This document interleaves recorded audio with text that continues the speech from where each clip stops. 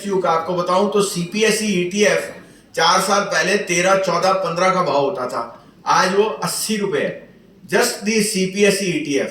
और आपको पता ही है what REC, PFC, NTPC and the likes have done. Power, defence, railways and PSUs, energy and banks have been the biggest performer, all because of the government steps. दूसरा, government has made number of changes to make it easier for companies to do business.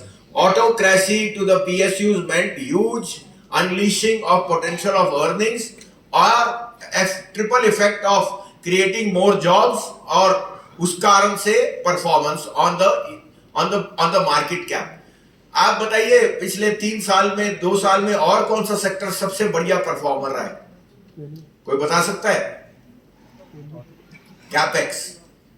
मैंने 35 साल market में काटे, कभी नहीं देखा कि L&T, Siemens, ABB, Cummins, Thermax, Bharat Forge hit all time highs.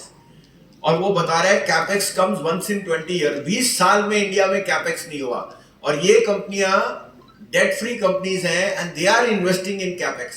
तो आप सोच सकते हो कितना आपके पास hydrocarbon, electrical, infrastructure, roads, highways, airports, इसमें कितना पोटेंशियल है of a 4-fold effect: jobs, rural income, spending part and economic growth. और सारे states are vying for economic growth. Real money is coming from smaller cities. Bombay, Calcutta, Delhi में fully saturated है। 250 करोड़ का जो investor है या 100 करोड़ का, उससे मिलते ही नहीं, क्योंकि छोटे इन्वेस्टर्स हैं जो are putting their money where their mouth is.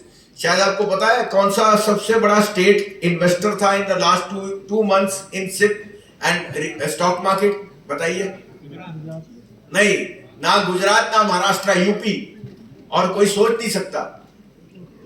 मैं एक कॉन्फ्रेंस में गया यूपी में, और 1 घंटे में लखनऊ में हमें 8 करोड़ आया। पिछले हफ्ते अहमदाबाद में 6.5 करोड़, सूरत में 6 crore. 80% of diamond polishing is done in Surat. Rajkot जैसे शहर में सिल्वर का भाव पहले वहां खुलता है, फिर जवेरी बाजार में खुलता है। इतना हमें पता ही नहीं था। और जिस तरह से इनमें स्टेट्स में तरक्की हुई है, I mean, अब इंदौर के साथ Surat is the cleanest city in the country, आप सबको पता होगा। I think there is immense potential, states are vying amongst themselves, और आप लोग हो जो रियल एसेट क्लास को और बढ़ावा दे रहे हैं। तो देखिए, assets are not created overnight. आप बताइए, सोने का भाव 63,000 क्यों है? कोई बता सकता है? हाँ? नहीं नहीं नहीं, है सब छोड़ो।